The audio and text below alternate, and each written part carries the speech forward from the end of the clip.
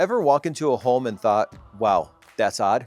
Well, your entry is the second impression of your home, the first being the actual approach. And in this episode, we're going to talk about good flow and creating that wow factor, even if you think your home doesn't have it. Let me show you what I mean.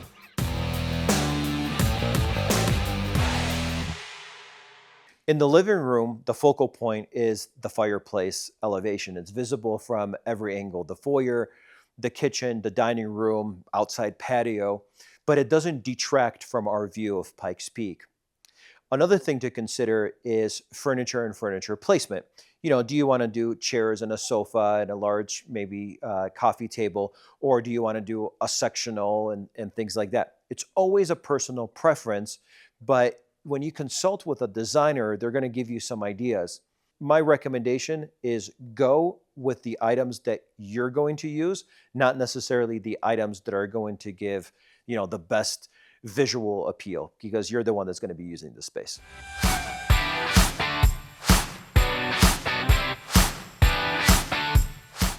Let's wrap up with lighting and windows. In our build, we have an entire wall of windows, and if your house is like ours and it faces west, then you have to listen up. You will have a lot of solar gain, so virtually impossible to watch TV.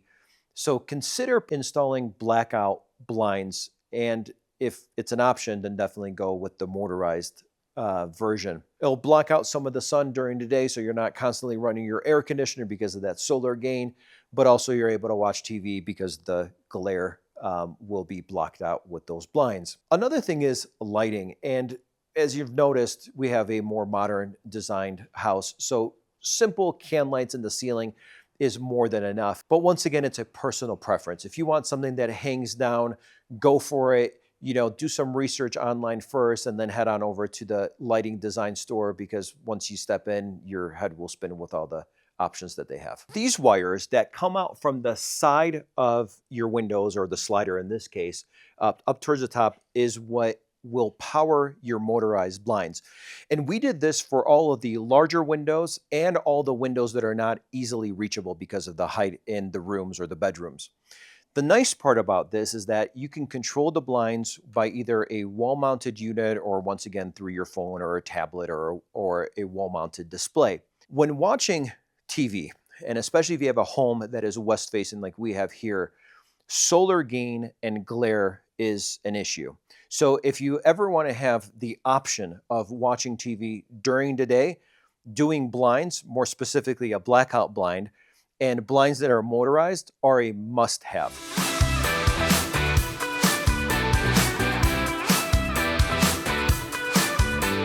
We covered a lot in this episode, and if you're still with me, you're clearly serious about getting it right. Hit that subscribe button and share it with somebody that's getting ready to build their own home. And to keep the momentum going, you can check out some of our previous episodes. Around here, we say mock it up or mess it up. We'll see you next time.